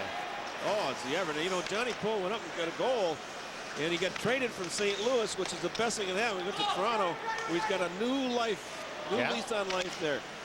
He didn't get along very well with the fellow that was a minor league coach at Plow that was at St. Louis farm team. So Neil Sheehy got him out of that contract and got freshened up, and I think he's going to play the big show. 5 minutes into the third period here. No goals in this period as Goligoski, great move, gets the shot off Lamoureux. Big left pad save. Terrific save. What a slick offensive move by Goligoski. Walked right down. Creating chances. Right down Main Street. Every city has one. Colby took it right downtown. Goligoski with a power play goal tonight, scored also last night, so 2 points on the weekend. That extends that streak down to 6 games. Lamoriello, though, I think you got to go upstairs. He's not a real big goaltender, so if you have your chance. Although, you know what? He was out pretty good. Good position. Philippe Lamoureux. 36 saves so far. Still a lot of hockey left. Stafford and Geyer to the face-off dot. And controlled to North Dakota. Jonathan Taves throws it to the corner. Chris Porter after it. Stafford couldn't get to it. Now Porter again. Couldn't control it. Chris Chucko ran into Matt Smaby. Smaby got lucky. He got frozen right there and he hit off his skate. He was not doing what he's supposed to. You got to keep coming back with some speed. He stopped and he got away with one right at the blue line. Chucko had him beat. Stafford brings it in. It's offside there. Santa was good to FSN North. We got a net camp for Christmas. It was a couple weeks late, but hey, it has given us some great looks at this fabulous rivalry. You know, you talk about, there was the snow. Yeah, I remember that one too. One thing we may have, that's what a net cam looks like. Wow. One thing we could have talked about, didn't really have a heck of a lot of time, was the play of Lamoureux in that second period. There were at least 2, maybe 3 occasions where he made sequence saves of 2 or 3 in a row. And that's the difference. You got to get on those rebounds and you got to be able to put them away. You should be able to score more on the rebounds percentage-wise than the first shot. At center ice, Vanelli got in the way of Kozak and then may have taken an errant stick, but he's okay. And Peltier behind the net. Kaufman couldn't handle it. Swept away by Oshie. He can dance. One move, then the high shot. Spirko was down in the Minnesota crease. No harm, no foul. It's out to center, and Boostrom is stopped. That was TJ Oshie again. Pass intended for Oshie misses. It's icing. Oshie's been pretty visible. Some of it's been good, some of it's not been quite as good. He took one hit from somebody who popped. Oh, it was Atherton in the second period. Yeah. Blew him right out of there. But I tell you, he gets a lot of ice time. He works hard, and I don't think there's anybody that. He's going to be a great player in this league. That's what I'm going to say, because he works hard every shift. He has skill. He loves to play the game. He's only 18 years old too. Not an old, but. I was just getting to the face-off there because it was close in the zone. I thought you'd stopped a couple of times. Here's Stoa. And Stoa shoots and Lamoureux scoops up. Anything you want to finish up there? I'm pretty well getting a litany there. I'm pretty sorry about that, but some guys kind of get excited because they play with an energy, they play smart, they play hard. It's fun to see them. You know they're going to get better because it isn't where you are today. It's how hard you work to put you someplace else tomorrow. That sounds like a great advertising slogan. Here's the shot by Atherton and a backhand by Stoa. Oshie goes after it in the corner. Met there with a stiff check from Danny Ehrman. Patulny in on a hard forecheck, and it's out to center ice. This is Atherton. Whacked at by Patulny. He gets it in and back out at center. And Minnesota here in the last couple of shifts may be coming at the Fighting Sioux with a little more machine-like precision, and as I say that, they biff a pass. But it's been a little bit more relentless offensively for the Gophers. And the Fighting Sioux have had to react more than proact. Well, the Fighting Sioux don't put the first pass right on somebody's stick. That's the problem. It's in the air. It's errant. Minnesota defense would do a much better job of making the first pass tape to tape. Wheeler acting as if he got a stick up high. No such call, and what has been a very busy penalty night, none thus far in the third period as we pass the 8-minute mark. Lamoureux gave it away to Wheeler. Did that once last night, and it cost him. Here's Anderson. Shovels it. Goligoski. The move. The shot. That takes off. It might have hit Smavey. Maybe got a stick on it with airborne. But again, it started with Lamoureux getting a little too cute there. They dance, they shoot, and that shot by Ryan Duncan leaves the rink. It's tense, and it's 2-2. 2-2 tie, 11.5 to go here at the third period. Minnesota with a 40-18 shots on goal advantage, plus 22. 5 games in a row they have outshot their opponents by at least 20 shots. To put that in perspective, during the first 18 games this year, they achieved that only twice. 20. It's enormous. That's just the difference. It's 8-3 in shots here this period. Backhand by Stafford, and Frazee makes a stop. It's only their 4th shot on goal. Stafford pulling away from the boards and shooting it right into the glove of Jeff Frazee. Frank, that's the first time the Sioux made a great breakout pass. Tony came around the net, hit his winger, pushed it to the center. Stafford came up the rink. You know what? They got 2 good scoring chances from it. And that's the difference. Always back to their own end. Coming around net. Look, they hit the winger. Now he pushes. Porter's got the puck. Now they rush in. Shot. Rebound. It all starts in your own end with the first nice pass. And then they pursue with 2 or 3 shots more. That's the difference so far. That's why Minnesota had many more shots. Finley after Zajac won the faceoff. And a collision on the near side. Atherton elbow came up a little bit on Oshie. A little bit. Oshie, nice move. Then the shot, and it's blocked. But Tony lost some of his hardware on that deep. Hardware or software? It was. There's Finley to shoot it in. The old jockstrap, yeah. You know. This is Ehrman. Patolny. And he got set up for a bump by Finley. Oshie kicks it ahead. Can't get around Atherton. Fighting Sioux are changing. Stoa. Checked at the line by Duncan. Still in the zone. Kessel played it in. But it's grabbed by Smavey, who's been very involved in this game. The captain has 2-on-1. Kozak, what a great play by Goligoski. Knocked that one right away from Matt Watkins, who would have been in alone. Wheeler with a great burst of speed, and Jones shuts him down. Quick centering pass hits the back of the net, perhaps. Played by Duncan, it's out to, or rather by Watkins, and it's back to center. And now Anderson trying to get away from Duncan. Fans are into it. Players are playing, Frank. They're up and down right now. Best 2 minutes of play so far this game. In a building that sometimes is embarrassingly dotted by no-shows, there are very few empty seats here. And Goligoski trying to avoid not 1 but 2 North Dakota players. Finally got away from Ryland Kipe. Nicely ahead to Kessel. Kessel moving in with Wheeler. And Chorney stayed right with him. Did a good job, Chorney. Taylor Chorney, the freshman from Hastings, Minnesota, played at Shattuck. Surdich trying to break away from the pack. There is Brian Lee. Made 3 high school hockey tournament appearances with Moorhead and was last year's Mr. Hockey. Bonelli. That takes off out of the ring. I think Mr. Lee has lost a little of his legs. He doesn't quite have the jump. I think that World Junior thing was an awful lot of games for him to play. You know, he's still an 18-year-old kid too, and to play that 7 games in 10, 12 days, it's hard to come back and it's much ice time because he was a counter. I mean, he played different if you're the 6th defenseman, but you're in the top 4, you get a lot of ice time. Then the day after, Yeah, they had to go to Anchorage and played. Got there at 10 o'clock the same day. You're right, same day, which was Friday last week. Then flight back here, which is a connecting, probably couple connections, because there's nothing direct to Grand Forks. Unless you come here first. Unless you parachute. Yeah, that's. Hey, now there's an idea, Doug. Good drop out. Let me off, buddy. Open the thing. Stafford now.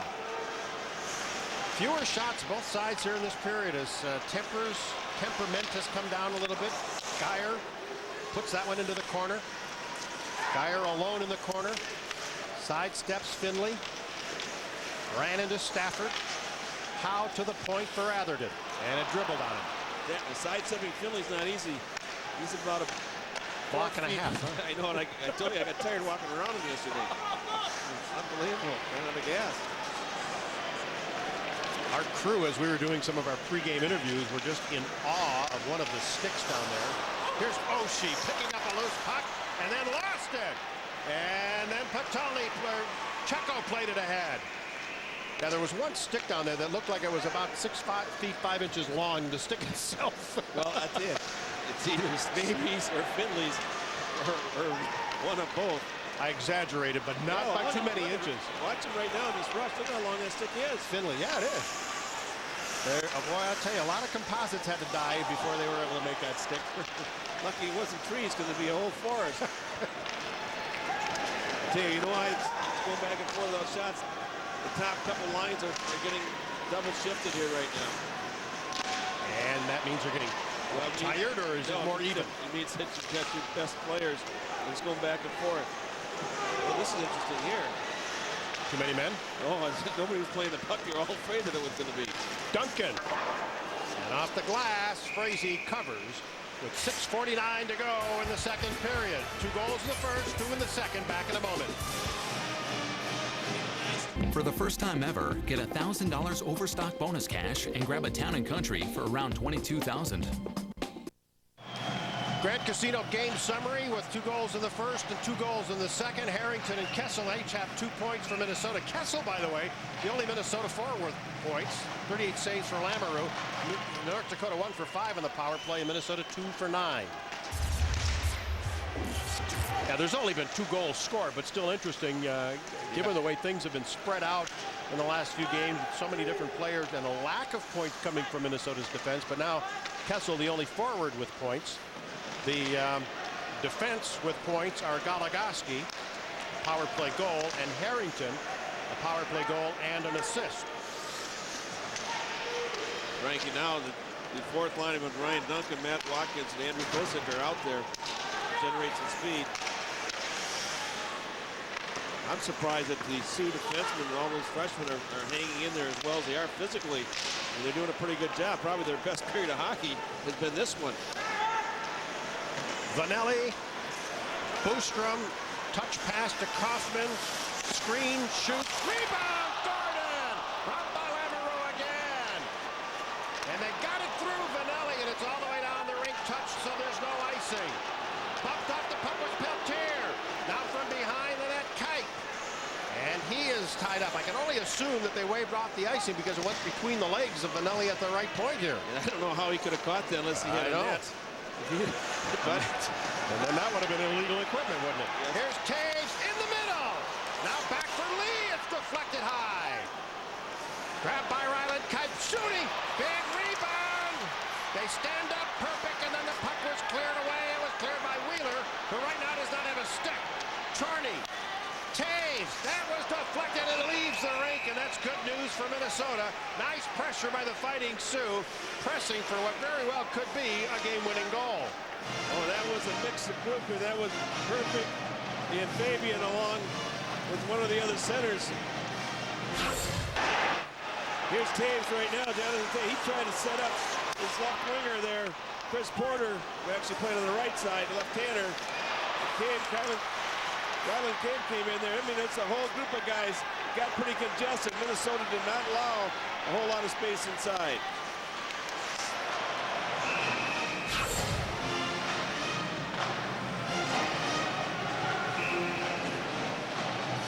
For a game that had in which penalties had such a bearing on the first 2 periods, a total of 71 minutes, including the 15 to Fabian on the check from behind and the misconduct. There have been no penalties called here in the third. And probably none existed, too. I mean, it's been a doggone good, clean game. I think John Campion, I don't think, is going to create a monster right now for anybody. Geyer, nice pass, and that shot by Harrington was turned away by Lamoureux. What a nice setup by Geyer. Taves gets a loose puck with Porter to the Minnesota line. Atherton took it away, got a bounce, and got it over to Harrington. And then Harrington got run over by Smaby, literally. Howe can't get to it in the corner. Porter shovels it ahead, shovels it out to center. 4.5 left in regulation. Howe's open, shooting, kicked away by Lamoureux.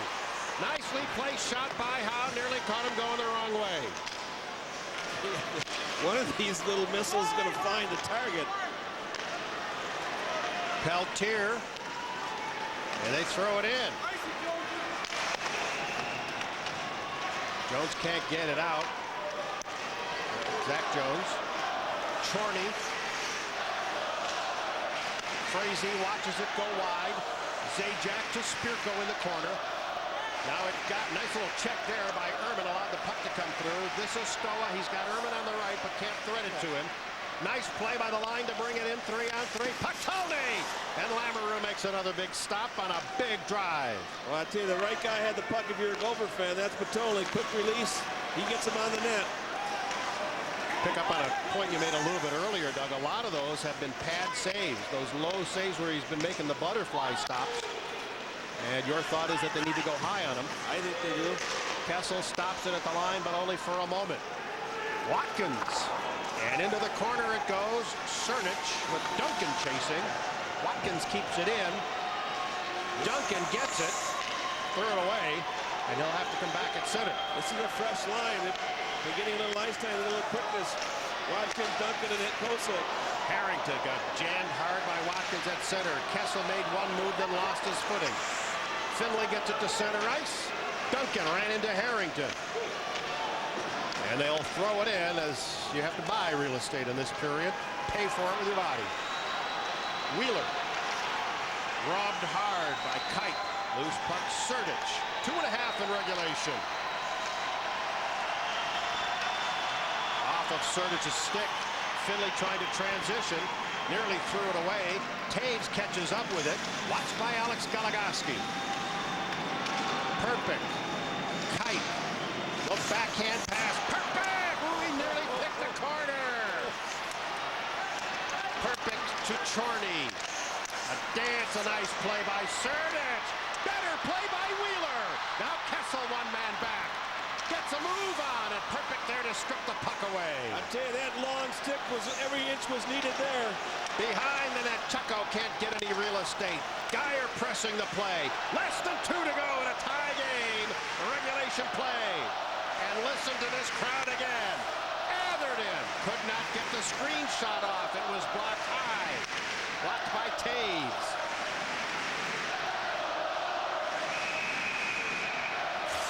And they'll freeze it there. Back in a moment. 92 in regulation.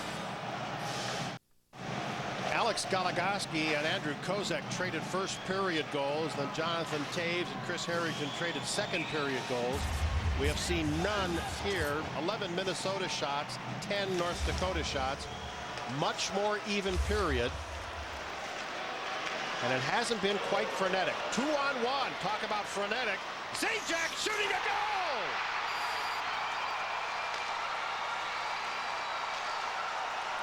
Well, Travis Zajac found the upper corner on Frazee, and it was a clean breakout, something the Sioux have only had this period. They have played much better. He comes down the right, left side, cuts across, uses screen, defensive from the screen, Peltier, and he throws it upstairs. Beautiful shot. Yeah, excellent. Beautiful shot. 8th of the year, the 28th of Zajac's career. And no surprise that Spirko will get 1 assist on that one. So does Jones. And you know what, folks? One of the few times, again, that what's happened this period, excuse me, I should say a few times. This period, they have come back and moved the puck much better, coming out of their own end, the Sioux. And it results here in a goal all the way up the rink. I'll give you one of my hands. Count the odd man rushes by North Dakota tonight or this weekend. And actually, that was a 2-2. Wasn't it 3-on-2? I thought it was 2-2. Goalie's goal. All right, with just a minute to go, the extra skater is Kessel. Stafford gets it behind the net. Spirko tries to chip it out of the zone, and he does. Kessel to get it. It's in the air to Ehrman. Nice job by Spirko. Harrington got it to Goligoski, who gets it down deep in the zone. Less than 40 to go. Kessel got it to the corner to Patolny. Pitched battle there. Stafford steps in. Dribbles one ahead. Empty net at the other end. Spirko crosses. Shoots and scores. And there'll be a split here this weekend. And there'll be celebration on the Sioux bench as they've showed some manlyhood coming back here. Wow, what a turn of events. Minnesota dominating, the Sioux coming back and popping a couple. And the coaches are taking it in stride, which is good to see. Doug, we talked earlier that if North Dakota did not win this period, this whole weekend would be for naught. Because they had worked hard for 2, but if they let Minnesota win this one, those 2 periods that they did play well out of the 6 would have meant nothing. No, and it's, I think they learned a little bit of a lesson. You don't have to play stupid, you can play hard, and they've shown it this 3rd period with it's penalty free. And you know what? They've scored some goals. 2 in a hurry here. Pick up the most goals they've gotten any period this weekend. Enough to win this hockey game. These 2 goals were less than a minute apart. Roughly 57 seconds apart. Our average hit of the game. Wheeler. There'll be several of them. And that one by Atherton. And a head over heels collision there. Harrington and Oshie. You know, and Oshie's been involved in 2 of those. One with Atherton and the one there that you just saw with Harrington. But the Sioux have come back, Frank. They've played hard. They finally found a way to win this hockey game, to get a lead. They had 1 lead earlier. And this is a very big win for this hockey club, the Sioux, because they're, you know, they're dropping kind of out of sight in the WCHA race. They weren't picking up any points. No, right, and the Gophers had already put up, what, 6-point spread between them coming into tonight. To go to 8 would have been devastating for them because, remember, not only is first place important, but so are places 1, 2, and 3 in the final standings. We're revisiting our McDonald's game plan, Doug. Minnesota stay on course. We're talking about shoot, pass, skate, which they did a pretty good job of. But they had to... it was tougher to stay on course here tonight. North Dakota, short passes, puck support, mostly when they needed it here at the end. Nice little give and and I missed the last one. You remember? Match intensity, and the Sioux matched the intensity of the Gophers tonight. Yeah, and that was key. Our stoppage here is because not one, but a couple of yin-yangs behind the North Dakota net who littered some ice there. Dodge player of the game with what is right now the game-winning goal, and only 25 seconds ago, Travis Zajac. He also picked up an assist. Winning goal coming at 18:38, it looks like, in this one. Well, they're going to have the feel-good feelings going on that bus ride back to Grand Forks, as Minnesota did 5 weeks ago when they swept up there. Now, this is not a sweep, but they needed to respond, and they did. Yeah, they did. You need to win some games, and Coach Axel said we were so immature last night. I thought you could probably put that same stamp on the first couple of periods, but they did compete. Last night they didn't work. Tonight they worked. Didn't work smartly in the first 2 periods, but you know, this is a good feeling for these guys to come in and recover, because they got it handed to them 3 in a row. 4 would have been kind of ugly. They have a little bit of a benefit in the schedule from here on out. They will be playing 6 games against the likes of Minnesota State, St. Cloud. Oh, well, yeah, I'm going to scratch that. St. Cloud State, that's going to be tough for them. Michigan Tech is where they finish up the season. But they do travel to Colorado College and to Denver for their 4 remaining road trips. For their next 4 games, it's Minnesota State and St. Cloud State at home, where they haven't played well in conference play. I don't think Minnesota, on the other hand, we have talked quite a bit about with them hosting Colorado College next week and then traveling to Wisconsin. They're definitely going to be a team that will be fighting for 4, 5, and 6. I mean, that's where it's going to fall because of the losses they have. But, you know, they're a type of team that maybe can do it. Credit to the Fighting Sioux, who rebounded and scored the only two goals here in the third period. Zajac and then Spirko into an empty net, and they win this one 4-2, preventing, Doug, that sweep that a lot of folks were anticipating in this regular season series for the first time since 1992. Yeah, that's why it's so tough to do. It's not easy because the other team has heart, they have character, they have good players, and the Sioux did enough tonight. The Gophers probably had enough opportunities in the first two periods to salt this away. The Lamoureux, between him and a few breaks, etc., you know, they kept themselves in it, came out in the third period and played their best. The Sioux played their best hockey in the third. Gophers should not feel ashamed. They feel disappointed, but not ashamed. They did not play poorly. They just didn't win the hockey game. Well, for our game action, that's it from Mariucci Arena. More to come in a couple of moments. Our final score tonight, the Fighting Sioux by a score of 4-2 victorious tonight. Gopher hockey returns to FSN North Friday night. Next week, the Tigers of Colorado College are in town to face off with the Gophers. Coverage begins at 6:30.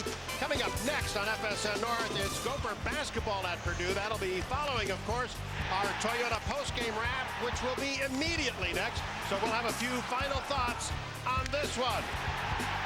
Goligoski, Kozak, Taves, Harrington, then Zajac and Spirko, the final touches in the goal scoring. The sweep is earned. Minnesota the winner last night. We're back here in just a couple of moments. Our little R2 unit had the best look of the intensity of this hockey game. And my partner, Doug Woog, had the best insight going into it. He predicted the split, and that's what happened. Minnesota was victorious 6-1 on Friday. The Fighting Sioux rally, get 2 goals in the third period, win this one 4-2. Gopher hockey returns next Friday night. The Tigers of Colorado College are in town. They'll face off with the Gophers. Coverage begins here at 6:30. Coming up immediately next, Gopher basketball at Purdue.